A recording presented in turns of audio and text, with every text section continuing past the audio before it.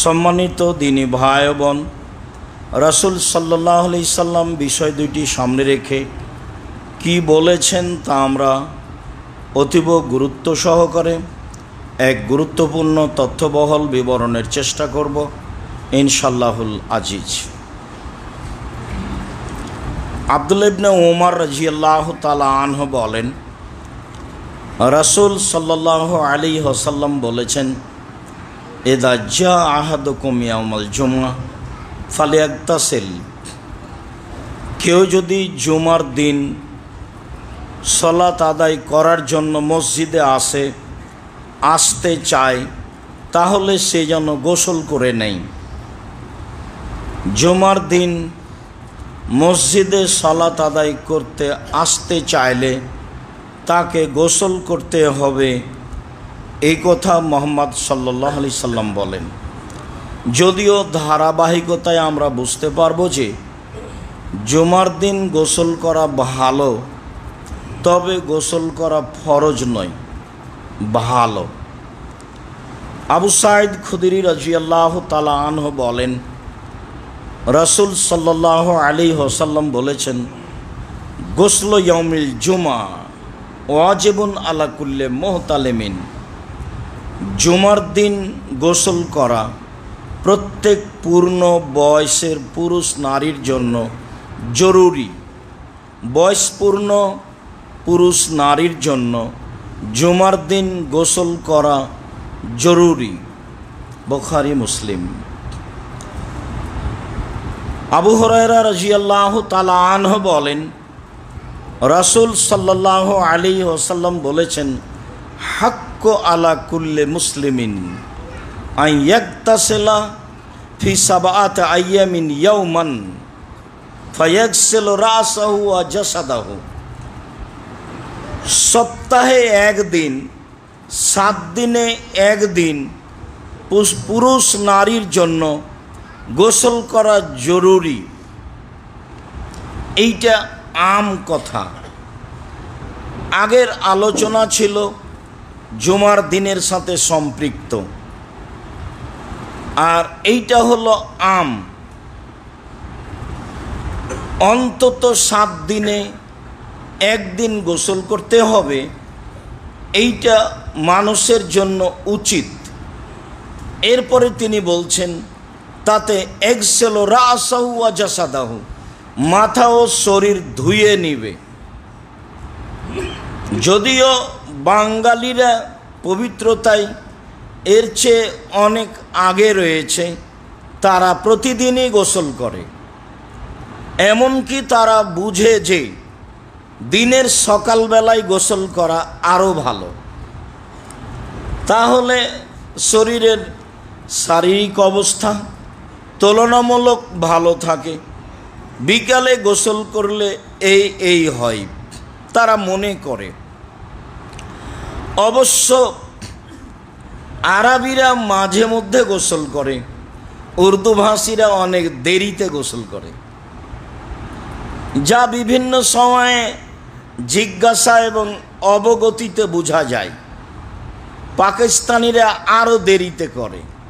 যাক, মানুষের স্বভাবগত বিষয়, সেটা যেটাই হোক, তবে সপ্তাহে একদিন গোসল করবে প্রত্যেক পুরুষ নারী, এবং গোসলের সময় ভালো করে মাথা ও শরীর ধুয়ে নিবে, এই কথা মুহাম্মদ সাল্লাল্লাহু আলাইহি সাল্লাম বলেন।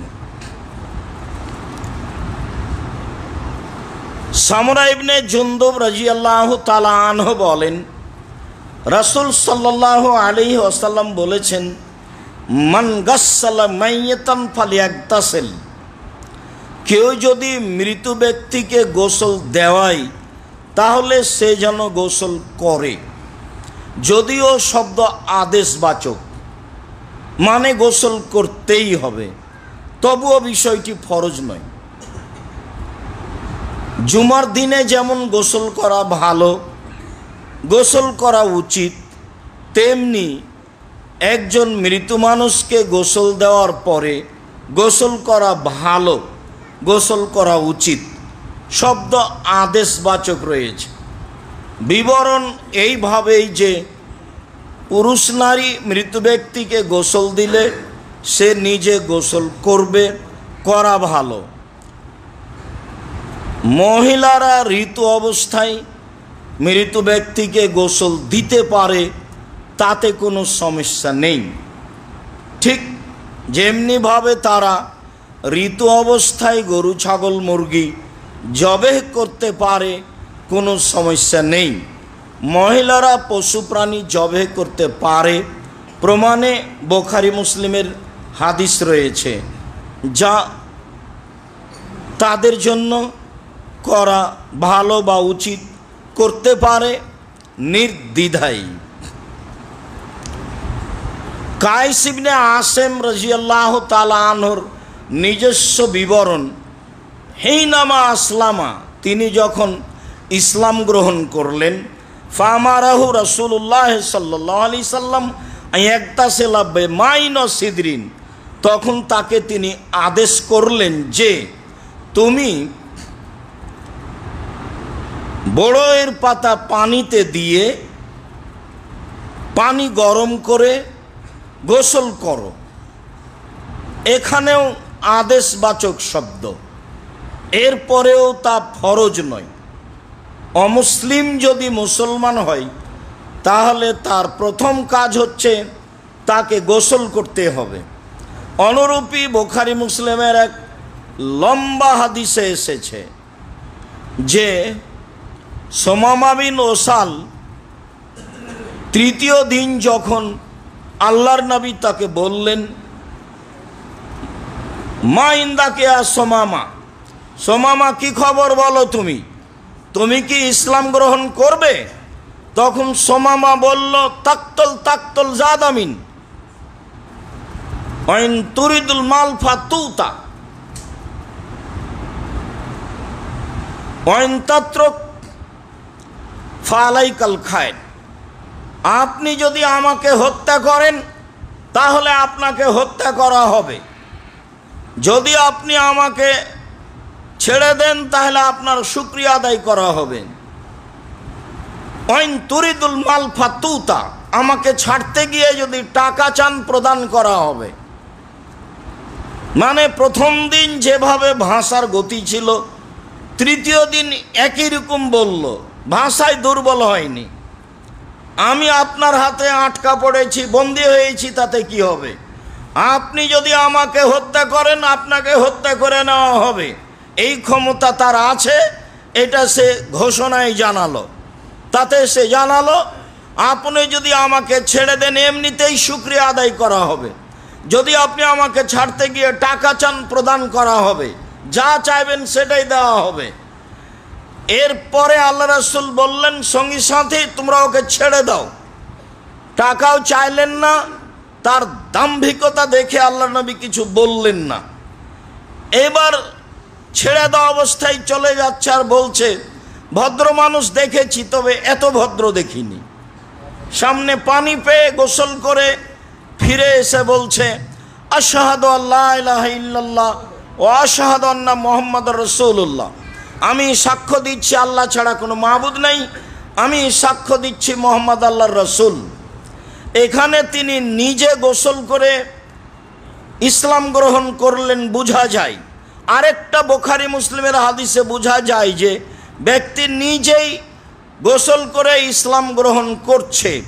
যেমন একদা আবু হুরায়রা রাদিয়াল্লাহু তাআলা আনহু আমাদের নবীকে বললেন, আল্লাহর নবী, আমার মা আপনাকে দিন রাত গালি দেয়, আপনি আমার মায়ের জন্য একটু দোয়া করেন তো।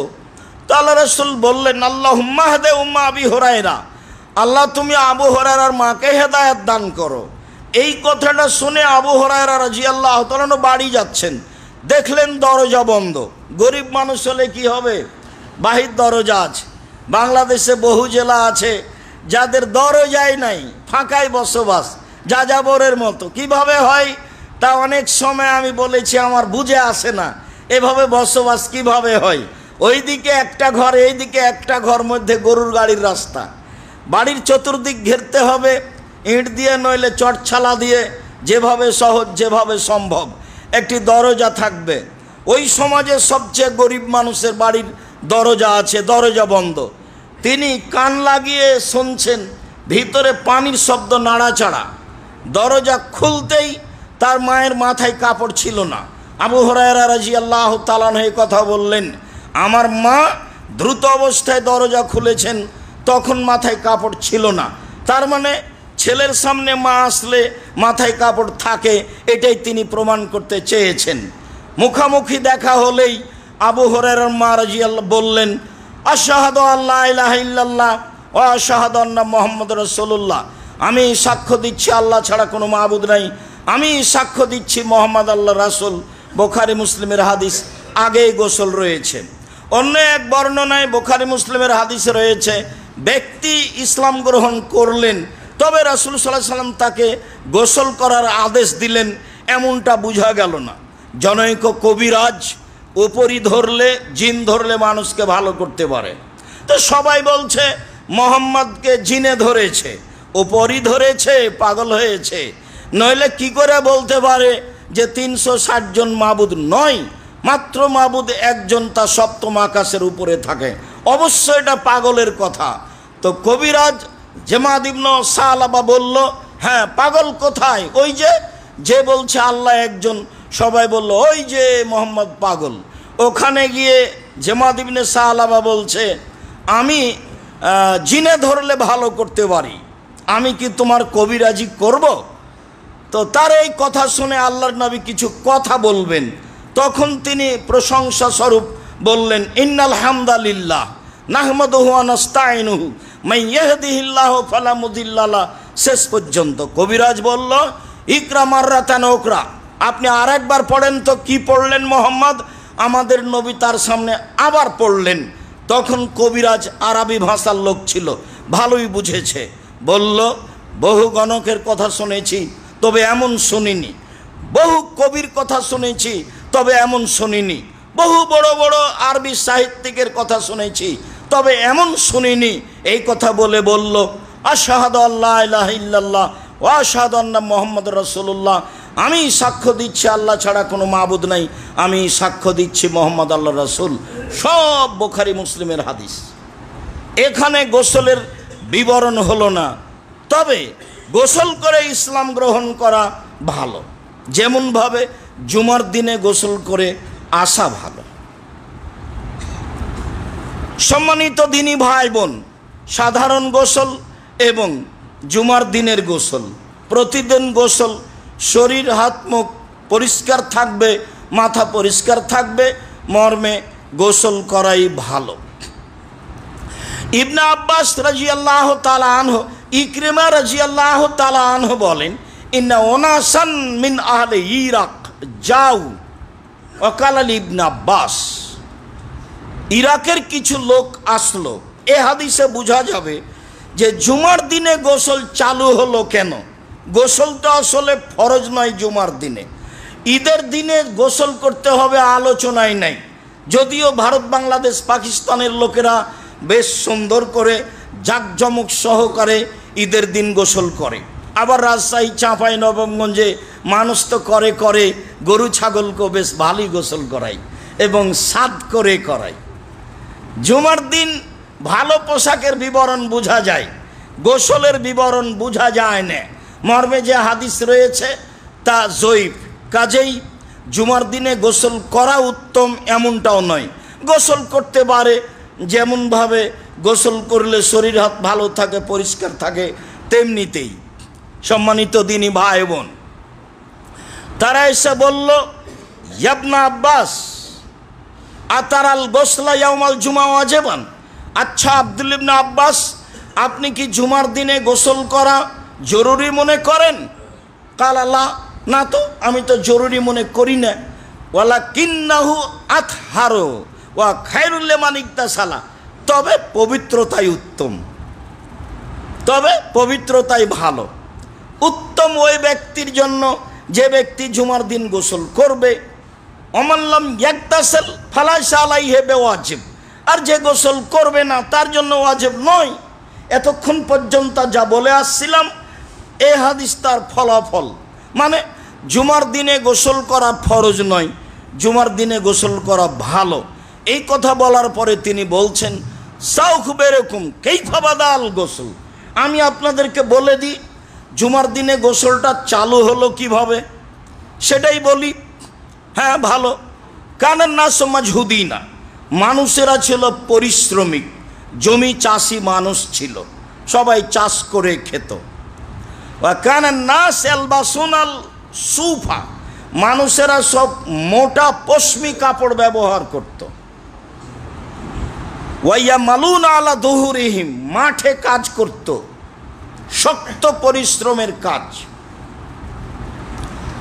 ওয়াকানাল মসজিদ দাইয়াকান, সেদিন মসজিদ ছিল একেবারেই সংকীর্ণ। মুকারবাস সাকফে, ছাদ ছিল একেবারেই নিচু। কথাটা আর কি বলি, সাহাবী বলছেন ইন্নামহু আরিসুন, সেটা হলো একটা মাচান, জাংলা। এই যে পূর্বাচলে আপনারা জাংলা দেখেন, লাউয়ের টাল জাংলা, আমরা তো চাঁপাইনবাবগঞ্জে টাল বলি, কোনো কোনো এলাকায় মাচান বলে, কোনো কোনো এলাকায় জাংলা বলে। তো বলছে যে মসজিদে নববী একটা জাংলা। ইন্নামা হে আরিস, এটা একটা মাচান, এটা একটা জাংলা, এটা একটা লাউ গাছের টাল। এই কথা ইবনে আব্বাস রাদিয়াল্লাহু তাআলা আনহু বললেন মসজিদে নববীকে বুঝাতে গিয়ে। মসজিদে নববীর বাস্তব অবস্থা ইবনে আব্বাস রাদিয়াল্লাহু তাআলা আনহু পেশ করেন। তাতে তিনি বলেন ফাখারাজা রাসূলুল্লাহ সাল্লাল্লাহু আলাইহি ওয়াসাল্লাম ফি ইয়াউমিন হারিন, একদা খুব গরমের দিনে আল্লাহর নবী জুমার সালাতে বের হলেন। ওয়ারাকান নাস ফি যালিকা সুফে, জনগণ পশমি কাপড় পরার কারণে তাদের শরীর ঘেমে গেছিল। ফাসারাত মিনহুমুর রিহ, সেদিন তাদের শরীর থেকে গন্ধ বের হচ্ছিল। ফাআদা বিযালিকা বাদুহুম বাদান, ফলে একজন আরেকজনকে কষ্ট দিচ্ছিল শরীরের গন্ধে। যেহেতু শরীর ঘেমে গেছে, পরিশ্রমিক মানুষ, তখন একজন আরেকজন গন্ধ বুঝতে পারে। ফালাম্মা ওয়াজাদা রাসূলুল্লাহ সাল্লাল্লাহু আলাইহি সাল্লাম তিলকা রিহা, যখন আল্লাহর নবী এই গন্ধ বুঝলেন তখন তিনি বললেন ইয়া আইয়ুহান নাস, জনগণ শুনে রেখো, এজা কানা যালিকাল ইয়াউম ফাগতাসিলু, যেদিন এই দিন আসবে, জুমার দিন আসবে, সবাই দূর দূরান্ত থেকে এসে জমা হবে, সেদিন তোমরা গোসল করে নাও। শুধু গোসল নয়, ওয়াল ইয়ামাসসাহাদুকুম মিন দহনি ওয়া তিবিহি, পারলে ভালো তেল গায়ে লাগিয়ে নেবে, পারলে ভালো আতর গায়ে লাগাবে। যেমনটা জুমার দিনের ব্যাপারে অন্য দিনে এসেছে এইভাবে, মান গাসসালা ওয়াগতাসালা, যে নিজে গোসল করলো, পরিবারকে গোসল করালো। ও মাসসাম মিন তিবিনিন কানা ইনদাহু, আর যদি তার কাছে আতর থাকে তাহলে গায়ে দিল। ওলাবেসা মিন আহসানে সিয়াবিহি, সবচেয়ে ভালো কাপড় গায়ে পরলো। ও মাসা, আর পায়ে হেঁটে মসজিদে গেল, মানুষের কাঁধ ডিঙ্গিয়ে ভিতরে গেল না। তাহলে বাড়ি থেকে বের হয়ে যতবার পা রেখেছে আর পা উঠিয়েছে, তাতে 1 বছর সলাত আদায়ের নেকি হবে, 1 বছর সিয়াম পালনের নেকি হবে। এই কথা মুহাম্মদ সাল্লাল্লাহু আলাইহি সাল্লাম বলেন। এক পদক্ষেপের বিনিময়ে 1 বছর সিয়াম, 1 বছর সলাত তাহাজ্জুদ, দুটো মিলে 1 বছরে যত নেকি হবে, 1 পদক্ষেপে তত নেকি হবে। এই কথা মুহাম্মদ সাল্লাল্লাহু আলাইহি সাল্লাম বলেন। তখন তিনি বলেছেন নিজে গোসল করলো, পরিবারকে করালো, সকালে সকালে বের হলো, ভালো কাপড় পরিধান করলো, গায়ে আতর লাগালো, পায়ে হেঁটে মসজিদে আসলো, মানুষের কাঁধ ডিঙ্গিয়ে সামনে গেল না। এর মধ্যে যেগুলো আপনি সহজ সম্ভব করবেন, যেগুলো সহজ সম্ভব নয় সেগুলোই কি করা সম্ভব? আমি বহুদূর থেকে এসেছি, সেখানে সালাত আদায় করব, সেখানে কি পায়ে হাঁটা সম্ভব? সম্ভব না হলে তো সেটা করা কঠিন। এরপরেও যা সম্ভব হয় তখন এই নেকি হবে, মনে রাখা ভালো হবে। এইটুকু বলার পরে আল্লাহ রাসূল বললেন যে এই দিনে আসলে তোমরা পোশাক গোসল করে নাও, আতর গায়ে লাগাও, আর মসজিদে আসো। এরপরে ইবনে আব্বাস রাদিয়াল্লাহু তাআলা বলেন ফালাম্মা জা আল্লাহু তাআলা বিল খায়র, এরপরে আল্লাহ মানুষের টাকা পয়সা দিলেন। মানুষের অর্থ সম্পদ বেশি হয়ে গেল,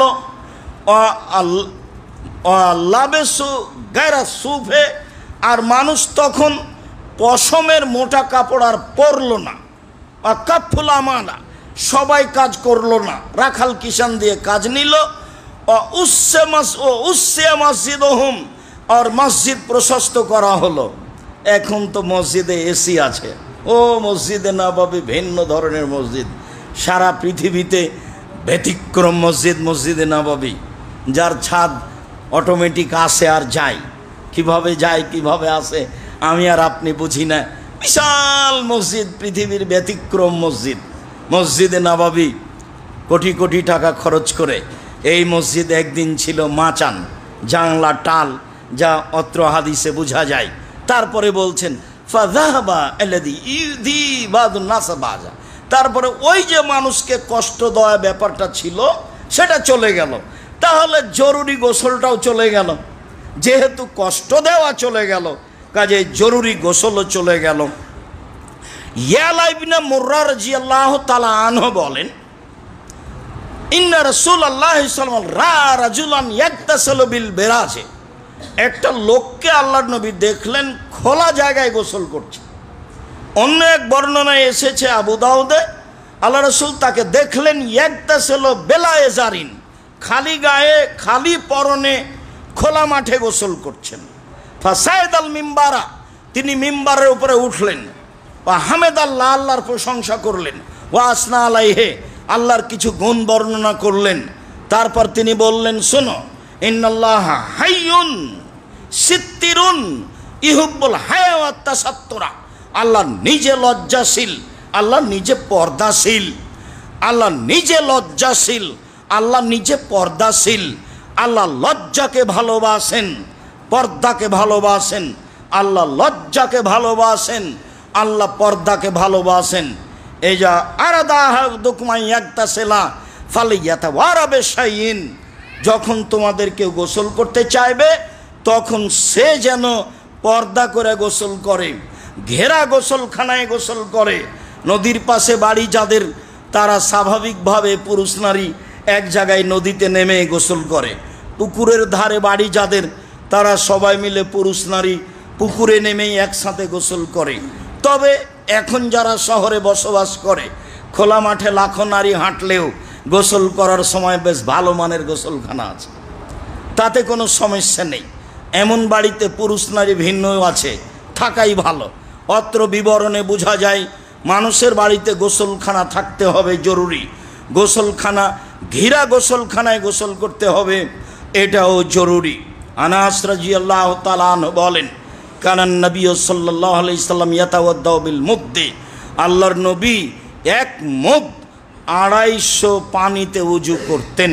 ওয়াগতাসিলু বিসায়ে ইলা খামসাতি আমদাদ, আল্লাহ নবী গোসল করতেন 1/5 মুদে, 1/2.5 কেজিতে, আর না হয় 5 মুদে 3.5 কেজিতে।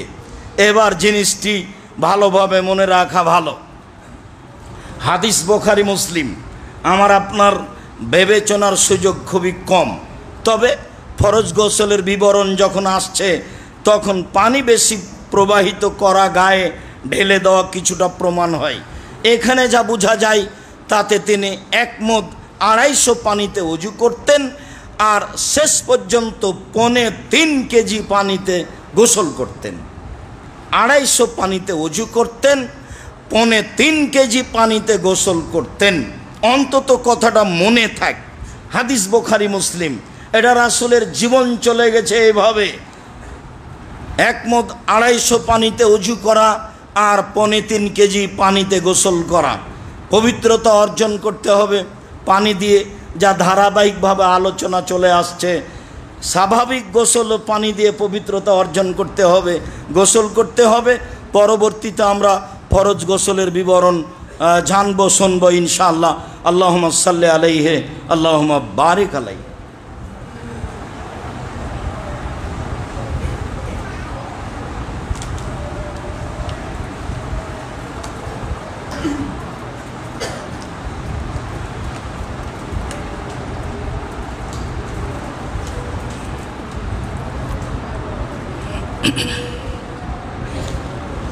আলহামদুলিল্লাহ ওয়াহদা আসসালাতু আসসালামু আলা মাল্লা নবিয়্যা বাদা। সম্মানিত দিনী ভাই বোন, আমরা সাধারণ গোসল কিভাবে, কখন, কত পরিমাণ পানিতে করতে হবে তা বুঝছিলাম।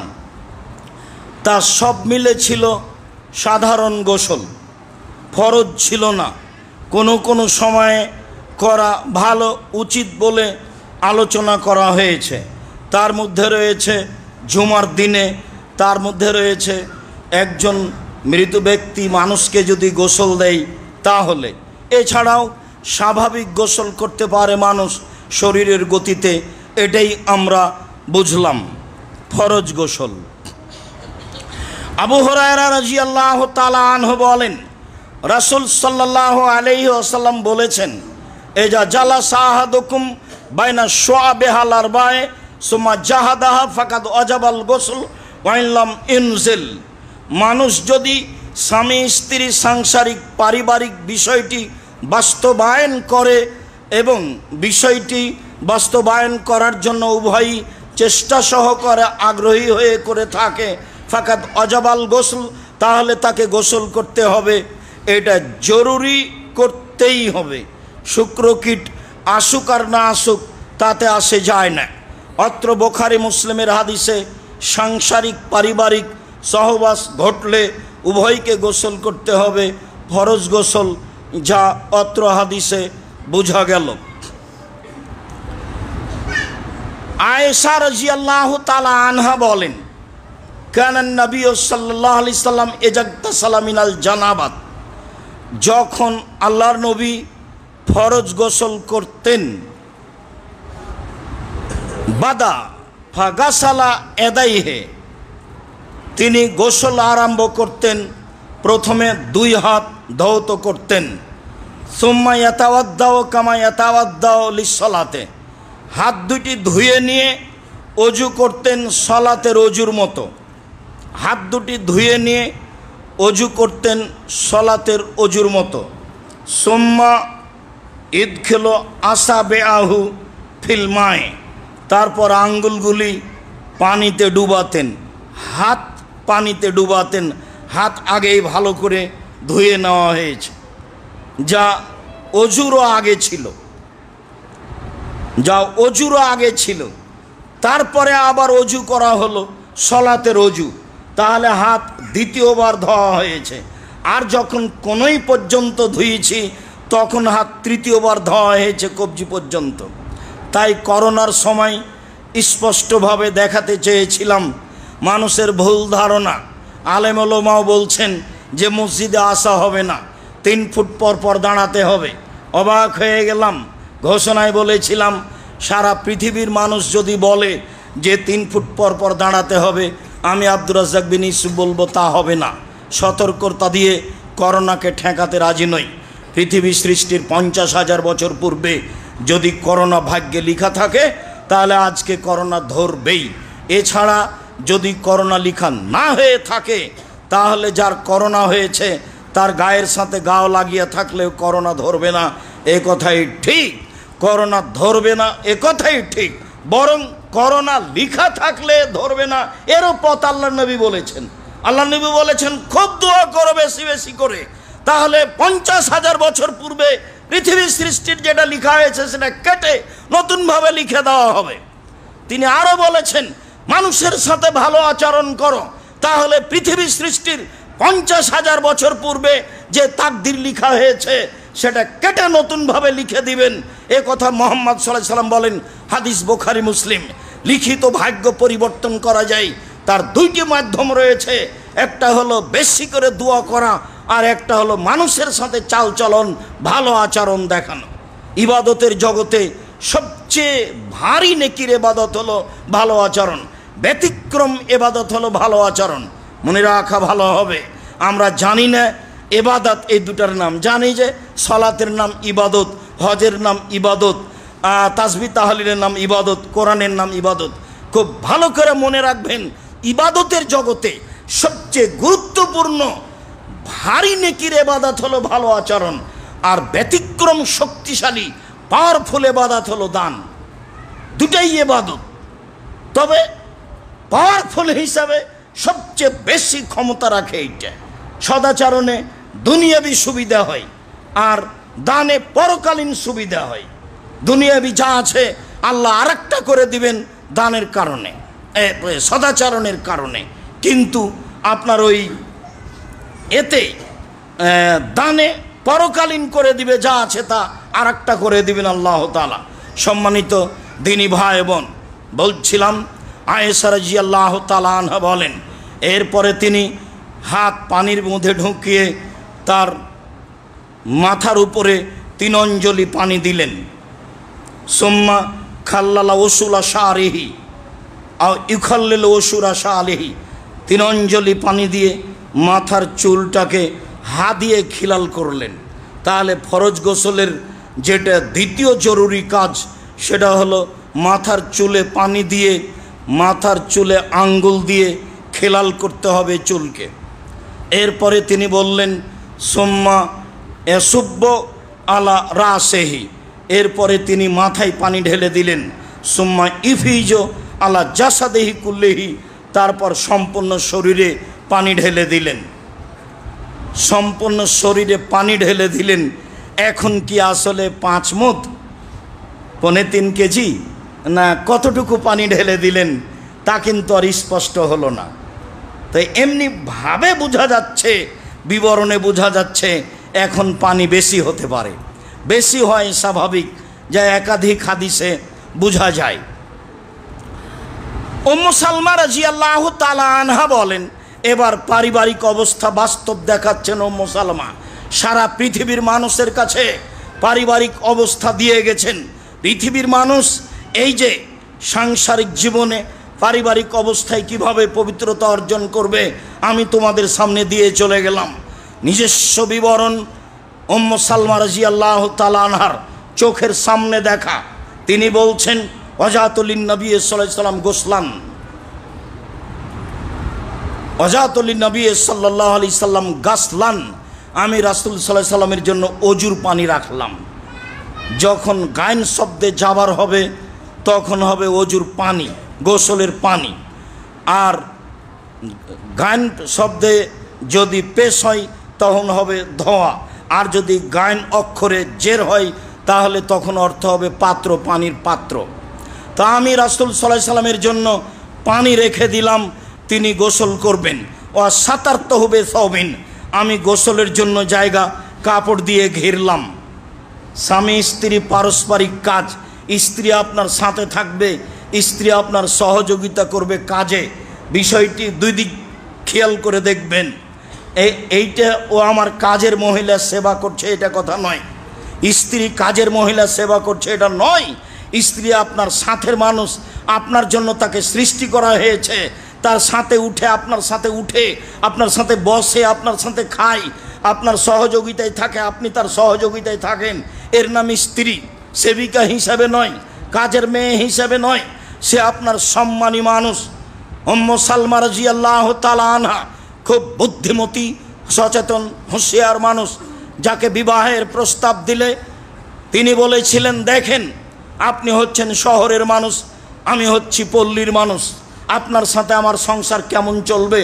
প্রস্তাব দিয়েছেন, ভালো কথা, আপনি নিজেই বিবেচনা করে দেখুন। আরও দেখুন, আমার স্বামী ছিল, স্বামী মারা গেছে, আমি আর একজন পুরুষের সাথে সংসার করেছি, আমি আপনার সাথে এসে কেমন করে সংসার করব, মিল খাবে কি না আপনি বিবেচনা করে দেখুন। তৃতীয় হলো, আমার সাথে আমার ছেলে আছে, আমাকে বিবাহ করা মানে আমি একাই আসবো না, আমার ছেলে আপনার সাথে এসে আপনার বাড়িতে থাকবে, খাবে, সব মিলে আপনি বিবেচনা করবেন।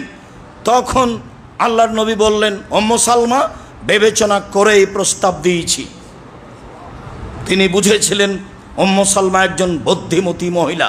সময়ে সময়ে তিনি পরামর্শ দিয়েছেন, খুব বিপদের দিনও তিনি পরামর্শ দিয়েছেন। পরামর্শ যখন জটিল নেওয়া প্রয়োজন হয় তখন তিনি উম্মু সালমার কাছে যান, তাকে বিষয়গুলি খুলে বলেন, সময়ে হবে বাকি কথা। এবার উম্মু সালমা রাদিয়াল্লাহু তাআলা আনহা বলেন, আমি তার জন্য গোসলের পানি রেডি করলাম, আমি তার জন্য গোসলের জায়গায় কাপড় দিয়ে ঘিরে দিলাম। ফাসাব্বা ইয়াদাইহে ফাগাসালাহুমা, প্রথমে তিনি হাত ধুয়ে নিলেন, ভালো করে হাত ধুয়ে নিলেন। এরপরে ফাসাব্বা বেমিনিহি আলা শেমালিহি, ডান হাত দিয়ে বাম হাতের উপরে পানি ঢাললেন। বাম হাতের উপরে পানি ঢেলে ফাগাসালা ফারজাহু, তিনি তার পুরুষাঙ্গ ধৌত করলেন, যা হবে নারীর জন্য। ধৌত করার পরে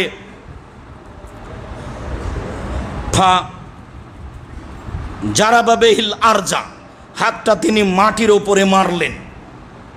পুরুষাঙ্গ ধৌত করার পরে হাতটা তিনি মাটির ওপরে মারলেন। ফামাসাহা, মাটির উপরে হাতটা তিনি ঘষলেন, মাটির ওপরে মেরে মাটির ওপরে তিনি হাতটা ঘষলেন। ফাগাসালাহা, তারপর তিনি হাতটা আবার পানি দিয়ে ধৌত করলেন। সুম্মা মাজমাজা, তারপর তিনি কুলি করলেন। অস্তান শাখা, তারপর তিনি নাকে পানি দিলেন। ও গাসালা ওয়াজহাহু, তারপর তিনি মুখমণ্ডল ধৌত করলেন। সুম্মা সাব্বা আলা রাসেহি, তারপর তিনি মাথায় পানি ঢাললেন। সুম্মা আফাজ আলা জাসাদেহি, তারপর তিনি শরীর উপরে পানি ঢাললেন। সাব্বা মানে ঢেলে দেওয়া, আর আফাজা মানে প্রবাহিত করে দেওয়া। প্রবাহিত করলেন গায়ের ওপরে পানি। সুম্মা তানাহা, তারপর তিনি সেখান থেকে সরে গেলেন যেখানে গায়ে পানি ঢেলেছিলেন। সুম্মা গাসালা রিজলাইহে, তারপর তিনি পা দুটি ধৌত করলেন। এটা হলো ফরজ গোসলের পদ্ধতি। অজু করলেন সাথে সাথে, আবার পা দুটি পরে ধুইলেন, মানে গোসলের পরে। ফরজ গোসলের পদ্ধতি এটাই। অজু হবে তখন পা দুটি বাকি থাকবে, পা দুটি পরে ধৌত করতে হবে। উপরের হাদিসে এসেছে 3 অঞ্জলি পানি মাথায় দিয়েছিলেন, আর এখানে এসেছে মাথায় তিনি পানি ঢাললেন, তারপরে গায়ে তিনি পানি প্রবাহিত করলেন। যদি 3 অঞ্জলি করে এটা সুন্নাত, 3 অঞ্জলি না করে যদি মাথায় পানি ঢেলে দেয় আর হাত দিয়ে চুল খেলাল করে ভালো, তারপরে গায়ে পানি ঢেলে দিবে, তারপরে ওখান থেকে সরে গিয়ে পা ধৌত করতে হবে। এরপরে শোনেন, উম্মু সালমা রাদিয়াল্লাহু তাআলা আনহা বলেন, ফানাওয়ালতুহু সাওবান, আমি তাকে একটা কাপড় দিলাম শরীর মুছে নেওয়ার জন্য। তার মানে তিনি পাশে আছেন, পাশে থেকে গোসলের বিবরণ দিচ্ছেন আর সাথে সহযোগিতায় আছেন। কাপড়টা আমি তাকে দিলাম, বললাম ইয়াখুজুহু, তিনি কাপড়টা নিলেন না। ফান্তালাকা ওহ ইয়ানফুজু বিয়াদাইহি, তিনি গায়ের পানিগুলি মুছছিলেন হাত দিয়ে, আর হাত ঝাড়তে ঝাড়তে যাচ্ছিলেন। মাথার গায়ের পানি হাত দিয়ে ঝেড়ে চলে যাচ্ছেন মসজিদের দিকে সালাত আদায়ের জন্য। বিবরণে বোঝা যায় যে কাপড় তাকে দিচ্ছিলেন অজুর পরে, গোসলের পরে মোছার জন্য। তাতে বোঝা যায়, মোছা যায়। যেসব হাদিসগুলি স্পষ্ট এসেছে কাপড় দিয়ে মোছার প্রমাণে, তা সহি প্রমাণ করা যায়নি। তবে এই হাদিসে শরীর মোছার জন্য উম্মু সালমা রাদিয়াল্লাহু তাআলা আনহা কাপড় দিলেন, তাতেই বোঝা যায় যে মোছা যায়, নইলে তিনি দিলেন কেন? হয়তোবা গরম ছিল কিছু, বা একটা পরিস্থিতি ছিল যার কারণে তিনি কাপড় নিলেন না। উম্মু সালমা রাদিয়াল্লাহু তাআলা আনহা রাসূল সাল্লাল্লাহু আলাইহি সাল্লামের ফরজ গোসলের বিবরণ এইভাবে দিয়েছেন। উম্মু সালমা রাদিয়াল্লাহু তাআলা আনহা আরও বলেন যে, কুলতু লিন নবী সাল্লাল্লাহু আলাইহি সাল্লাম, আমি নিজে আল্লাহর নবীকে বললাম, আল্লাহর নবী, ইন্নী ইমরাআতুন আসুদ্দ জাফরা রাসি, আমি এমন একজন মহিলা, আমার মাথার চুল বেশি থাকার কারণে আমি খোপা খুব শক্ত করে বেঁধে রাখি। আমার মাথার চুলের খোপা খুব শক্ত। আফান কোজহু লে গোসলিল জানাবাতে, আমি ফরজ গোসলের কারণে কি মাথার চুল খুলে দিব? কালাল্লাহ, আল্লাহ রসুল বলেন, না না না, তোমাকে মাথার চুল খুলতে হবে না। ইয়াকফিকে আন তাহসিয়া সালাসা হাসায়াতিন, তুমি 3 অঞ্জলি পানি মাথায় দিয়ে দিবা, এটাই তোমার জন্য যথেষ্ট হয়ে যাবে। সুম্মা তুফিজিনা, তারপর গায়ের উপরে পানি ঢেলে দিবা। ফাতাত হরিনা, তাতে তুমি পবিত্র হয়ে যাবা। এই কথা রাসূল সাল্লাল্লাহু আলাইহি সাল্লাম তার স্ত্রী উম্মু সালমাকে বললেন। মাথার চুল যদি শক্ত করে খোপা বাঁধা থাকে তাহলে খোলা লাগবে না, মাথার চুলের ভিতরে পানি গেলেই যথেষ্ট। যা উপরের বর্ণনা এসেছে, মাথায় পানি দেওয়ার সময়তে হাত দিয়ে খিলাল করবে যাতে করে পানিটা চুলের গোড়ায় চলে যায়, বিবরণে যেটা বোঝা যায়। সম্মানিত দিনী ভাই বোন, আমরা ফরজ গোসলের বিবরণ একাধিক হাদিস থেকে এইভাবে বুঝছিলাম। এর সাথে আরও কিছু জরুরি কথা থেকে যায় যে উম্মু সালমা রাদিয়াল্লাহু তাআলা আনহা বলেন, উম্মু সুলাইম একদা বললেন, ইয়া রাসূলুল্লাহ ইন্নাল্লাহা লা ইয়াস্তাহি আনিল হাক্কে, আল্লাহর নবী তো, আল্লাহ তো সত্য কথা বলতে লজ্জা করেন না। আল্লাহ নবী শোনেন, আল্লাহ তো সত্য কথা বলতে লজ্জা করেন না। তো আপনাকে একটা কথা বলি, সেটা হলো এই, হাল আলাল মারাতে মিন গোসলিন এদাহতামালাত, মহিলাদের যদি স্বপ্ন দোষ হয় তাহলেই কি তাকে গোসল করতে হবে? তালার নাম ইন রাতিল মা, হ্যাঁ তারাকে গোসল করতে হবে। যদি তারা কাপড়ে ভিজা কিছু বুঝতে পারে তাহলে তাকে গোসল করতে হবে। এই কথা আল্লাহ রাসূল বলতেই ফাগাত্তাত উম্মু সালামা ওয়াজহাহা, তখন কথায় একটু লজ্জাবোধ করে উম্মু সালমা কাপড় দিয়ে মাথাটা ঢেকে নিলেন। লজ্জাবোধ করলে কাপড় দিয়ে মহিলারা মাথা ঢেকে নেয়। এখনও যারা লজ্জা করে না মহিলারা, আজান শুনলে তারা আসলে এটা লজ্জা করে না মা চাচির মুখে শুনেছে তাই তারা মাথায় কাপড় দেয়। এখন কোনটা যেটাই হোক, আজান শুনলে অনেকেই মাথায় কাপড় দেয়, ভাঙাচুরা করে যেভাবেই হোক। আমরা একদিন বিবরণে পেশ করেছি যে নারীর লজ্জা অনেক কম পুরুষের চেয়ে। বেশ, পুরুষ রাস্তাঘাটে চলে, গায়ে জামা থাকে একবারে হাতের কোনোই পর্যন্ত, কবজি পর্যন্ত, গলায় টাই থাকে, পায়ে মোজা থাকে, জুতা থাকে, বেশ একটা ভালো পোশাকে চলে। পাশে স্ত্রী মেয়েরা আছে একেবারেই নগ্ন পোশাকে আছে, নির্দ্বিধায় রাস্তায় চলছে, তাহলে স্পষ্ট বোঝা যায় তাদের লজ্জা কম। তো তিনি লজ্জা করে মাথা ঢেকে নিলেন, ঢেকে নিয়ে বলছেন, আল্লাহর নবী আওয়া তাহতালেমুল মারাত, মহিলাদের কি স্বপ্নদোষ হয়? তখন আল্লাহ রসুল বলছেন যে নাম তারে বাতিয়ামিউনকে, হ্যাঁ হয়তো তোমার হাত মাটিতে মিশে যাক। হবে মা ইয়াসবাহ ওয়ালাদোহা, সন্তান কিভাবে মায়ের মতো হয়, বাপের মতো হয়। সন্তান মায়ের মতো হয় মানেই তাদের স্বপ্নদোষের ব্যাপার আছে, শুক্রকীটের ব্যাপার আছে। পিতার মতো হয় মানে তাদের শুক্রকীটের ব্যাপার আছে। অন্য হাদিসে এসেছে বুখারী মুসলিমে, ইন্না মার রাজুলে গালিজুন আবিয়াজ, পুরুষের শুক্রকীট গাঢ় ও সাদা, মাল মারাতে রাকিকুন আসফার, মহিলাদের শুক্রকীট তরল ও হলুদ। ফা আইয়েমা সাবাকা আও আলা ফা ইয়াসবাহু মিনহুল ওলাদ, জারি শুক্রকীট মায়ের গর্ভাশয়ে আগে যাবে, সন্তান তার মতো হবে। কথা এইটা, আর না হয় আগে যাওয়ার অর্থটা হলো এই, দুটাই শুক্রকীট মায়ের গর্ভাশয়ে গিয়ে চক্রাকারে ঘুরতে থাকে, যেটা পরে ভেঙে যায় মিশ্রিত হওয়ার সময়, সন্তান তার মতো হয়। আগে গর্ভাশয়ে গেলে তার মতো হবে যার যায়, বা পরে ভেঙে গেলে তার মতো হবে যার পরে ভাঙে, যেটাই হোক না কেন। রাসূল সাল্লাল্লাহু আলাইহি সাল্লাম এভাবেই বললেন। তবে তিনি বললেন, অবাক কথা, তোমার নাকটা মাটিতে মিশে যাক, বলো কি তুমি, কিভাবে হয় তাহলে?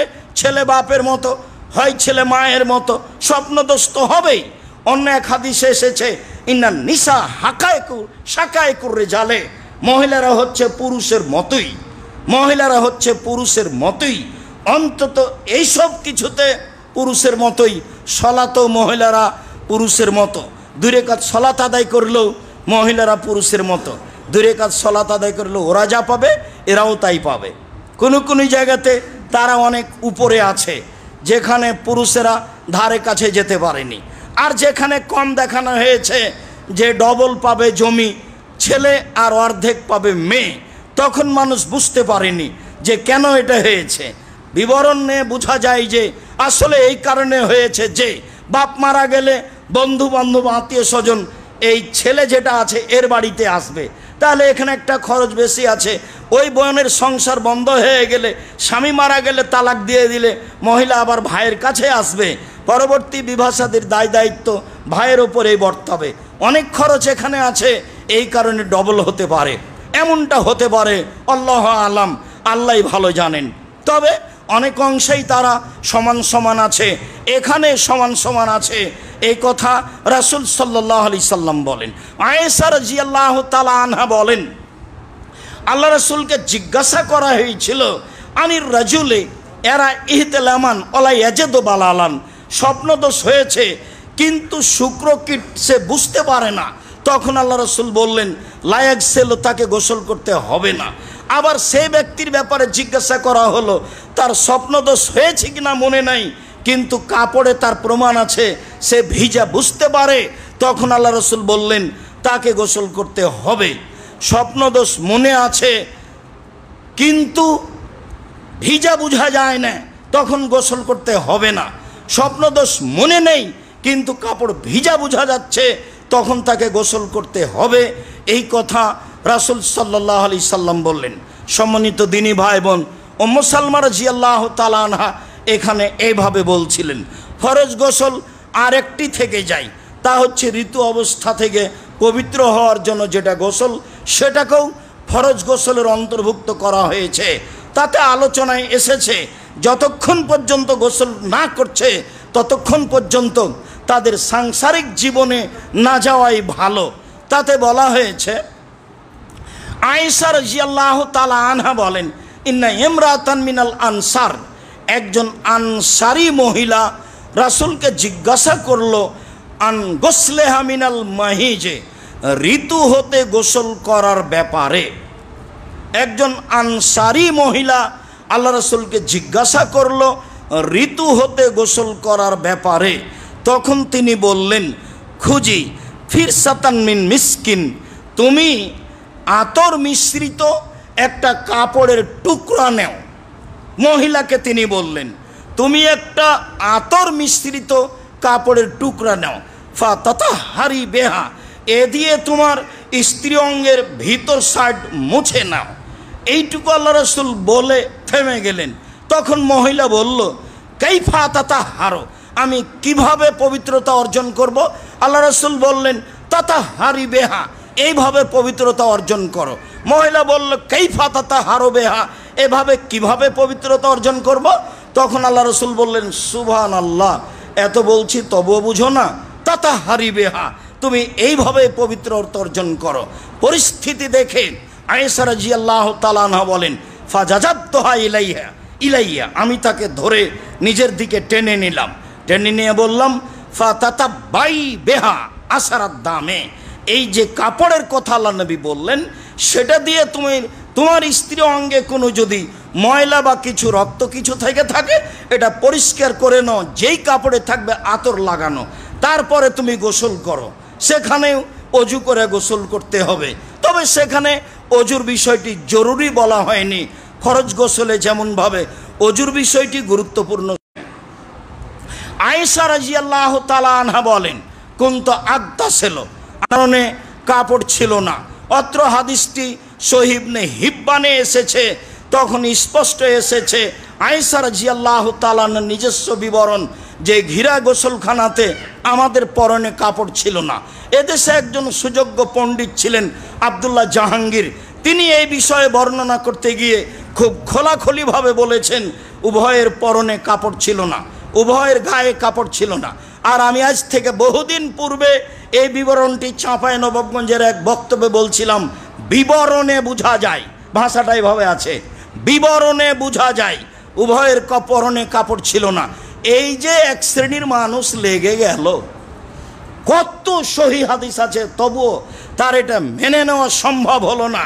এক একজনে এক এক কথা বলতে লাগলো। সিলেট সুনামগঞ্জ কোর্টে জজ যখন আমার সাথে কথা বলছিলেন, লুথিটা এভাবে উল্টে দিয়ে মামলার বলছে, মামলা নিয়ে আপনার সাথে আমার কোনো কথা নেই, আমার মনে হয় না যে আপনি এই জন্য এখানে এসেছেন, এটা আমার মনে হয় না। তাতে তিনি বলতে চাইলেন যে আপনি লাথি দিয়ে কবর ভেঙে দিতে হবে, এই কথা বলেছেন, সেজন্য এখানে আসতে হয়েছে। তা আমি তো কবর ভেঙে দিতে বলিনি, আমি বলেছি সারা দেশের মূর্তি ভেঙে দিতে হবে যেগুলো মুসলমানের, 24 ঘন্টা সময় দিয়ে। তাতে বলেছি কবর ভেঙে দিতে হবে, ভাষা দুটা একটাই। তাতে বলেছি আমি যদি আসামি হই তাহলে আমি 1 নম্বর আসামি নই, 1 নম্বর আসামি হচ্ছেন মুহাম্মদ সাল্লাল্লাহু আলাইহি সাল্লাম।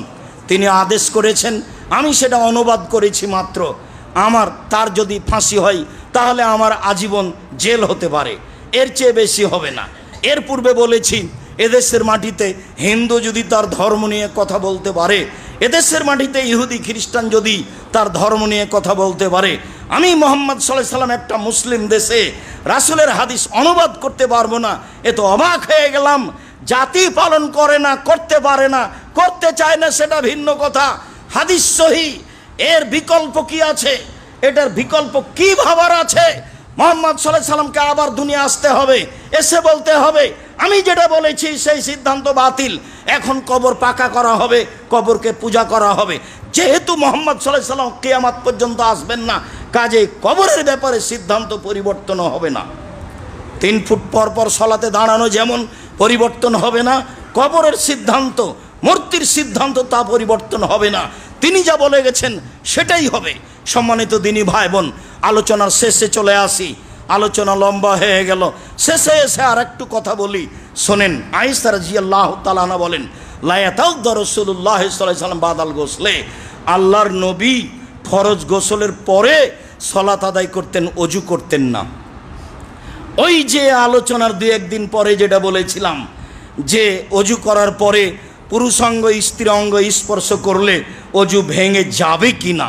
ওযু ভেঙে যাবে না। উত্তেজনায় উত্তেজিত হয়ে স্পর্শ করলে ওযু ভাঙবে, তাছাড়া ওযু ভাঙবে না। প্রমাণ এটাই। আয়েশা রাদিয়াল্লাহু তাআলা আনহা বলেন, আল্লাহর নবী ফরজ গোসলের পূর্বে ওযু করেছেন, সেই ওযু করার পরে সেই ওযুতেই গোসল করে সালাত আদায় করেছেন, তিনি আর ওযু করেননি। সম্মানিত দিনী ভাই বোন, আশা যে সাধারণ গোসলের বিষয়টি এবং ফরজ গোসলের বিষয়টি রাসূল সাল্লাল্লাহু আলাইহি সাল্লামের পরিবারের পক্ষ থেকে সুন্দরভাবে আমরা বুঝতে পেরেছি, জানতে পেরেছি বলে আমরা অনুমান করছি। এভাবেই আমরা রাসূল সাল্লাল্লাহু আলাইহি সাল্লামের জীবনের পারিবারিক বিষয়টি যেভাবে দেখলাম বাস্তবায়ন করার চেষ্টা করব ইনশাআল্লাহ। সম্মানিত দিনী ভাই বোন, আমরা খুতবার শেষে স্বাভাবিকভাবে যা বলে থাকি তা হচ্ছে এই দেশের যা পরিস্থিতি, তাতে আল্লাহর কাছে কান্নাকাটি করে আশ্রয় নিতে হবে। আল্লাহ, তুমি দেশের পরিস্থিতি ভালো করো, তুমি সর্বশক্তিমান। আমাদের আহাল পরিবারকে শান্তির সহিত প্রশান্তির সহিত বসবাসের সুযোগ করে দাও। এই জোরালো দাবি তোমার কাছে রাখছি, তুমি আমাদের দাবি কবুল করো। তুমি সর্বশক্তিমান, তুমি সব কিছু করতে পারো। সারা রাত এক আয়াত আল্লাহর নবী পড়লেন আর বলতে থাকলেন, তুআযিবুহুম ফাইন্নাহুম ইবাদুকা ওয়া ইন তাগফির লাহুম ফাইন্নাকা আনতাল আজিজুল হাকীম। তুমি যদি মানুষকে ক্ষমা করে দাও, ক্ষমা করে দাও। তুমি যদি মানুষকে শাস্তি দাও, দাও, এটা তোমার বান্দা। আর তুমি যদি ক্ষমা করে দাও, ক্ষমা করে দাও, তুমি পরাক্রমশালী, তোমার কেউ বিচার করতে পারে না। তুমি ফেরাউনকে ক্ষমা করে দিলে কেউ বিচার করতে পারবে না। আমি সাধারণ মানুষ, মুহাম্মদ সাল্লাল্লাহু আলাইহি সাল্লাম নবী হিসেবে তোমার দরবারে পেশ করছি।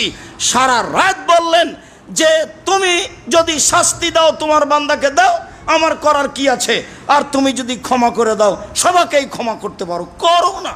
তুমি তো পরাক্রমশালী, তোমার তো কেউ বিচার করতে পারে না। কাকে ক্ষমা করা লাগবে না লাগবে তুমি ভালো জানো। সম্মানিত দিনী ভাই বোন, আল্লাহর উপরে আমরা এই কথার উপরে জোরালো ভরসা দাবি রেখে বলছি, তুমি দেশে নিরাপত্তা দাও, আল্লাহুম্মা আমিন। সম্মানিত দিনী ভাই বোন, এরপরে যেটা আমাকে বলি আমি, সেটা হচ্ছে এই, মাঝে মধ্যে আপনাকে যখন খুব ভালোভাবে বলি তখন আপনার ভিতরটা একটু পরিবর্তন হয় নাকি, আর যখন স্বাভাবিকভাবে পার হয়ে যায় তখন একটু পরিবর্তন হয় না নাকি, আমি তা বুঝতে পারি না। যা সহযোগিতা দান গত জুমায় করলেন, তাতে আপনারা এটা কিভাবে বাস্তবায়ন করবেন? অত কম করলে বাস্তবায়ন করা যাবে? মনটা বড় করতে হবে, যাতে করে আমাদের এই দিন প্রচারের একটা বড় সুযোগ ভালোভাবে বহাল রাখতে পারি। আপনি আমার দিনী ভাই, আপনি আমার দিনী বোন, আপনি আমার কথাটা ভালোভাবে মনে রাখবেন। জুমার দিন যখন বাসা থেকে বের হবেন তখন এই নিয়তটা করবেন, আজকে জুমার খুতবায় যাচ্ছি আব্দুর রাজ্জাক সাহেবের এখানে, 100টা টাকা নিয়ে যাচ্ছি, 500টা টাকা নিয়ে যাচ্ছি, 1000 টাকা নিয়ে যাচ্ছি, দিব ইনশাআল্লাহ। আপনার 7 দিন এই পরিকল্পনা থাকবে, দেখবেন কাজ সহজ। কত নেকি আছে সেটা তো দিনরাত শুনছি, কিন্তু কাজটা বাস্তবায়ন করতে হবে। আর যারা আপনার ওই মাসিক এয়ানতে আছেন, দানে আছেন, তারা নাম লিখাবেন যাতে করে এটা সহজ হয়। নাম লিখালে আপনার একটা জিম্মেদারি থাকবে, জিম্মেদারি আপনার স্ত্রীর উপরে এবং ছেলেটার মায়ের উপরে চাপিয়েছে। ছেলেটার স্ত্রীর উচিত, আপনার স্ত্রীর উচিত, এ নাও কিছু টাকা খুচরা নিয়ে যাও, ফকির পেলে দিবা। তাহলে তো আপনার মনে থাকবে হ্যাঁ কাছে টাকা খুচরা আছে, দিতে হবে। ছেলের মায়ের উচিত ছেলের হাতে ধরে দিবে, আব্বু এই যে 100 টাকা খুচরা নিয়ে যাও, ফকির পাইলে দিবা। তো এই হিসাবটা আপনার স্ত্রীকেও করতে হবে, তাহলে সহজ হবে। আর আমার দিনী বোনদের বলি, যখনই আল্লাহ নবী বলেছেন যে জাহান্নাম থেকে বাঁচো, মহিলারা তোমাদেরকে অধিকাংশ জাহান্নামে দেখছি, তোমরা জাহান্নাম থেকে বাঁচো, তখন এই কথা বলতে বলতে দানের কথা বললেন যে দান করে বাঁচো। এই কথা বলতে বলতে শেষে চলে গেলেন যে খেজুরের যে মূল অংশ এবং বীজের মধ্যে একটা একেবারেই তরল সাদা পদার্থ আছে, একেবারেই চিকন। আল্লাহ রসুল বলছেন এইটা পরিমাণ হলেও দান করে জাহান্নাম থেকে বাঁচো। হাদিস বুখারী মুসলিম। তাহলে দান করে শুধু দুনিয়া বিপদ থেকে বাঁচা যায় না, জাহান্নাম থেকে বাঁচা যায়।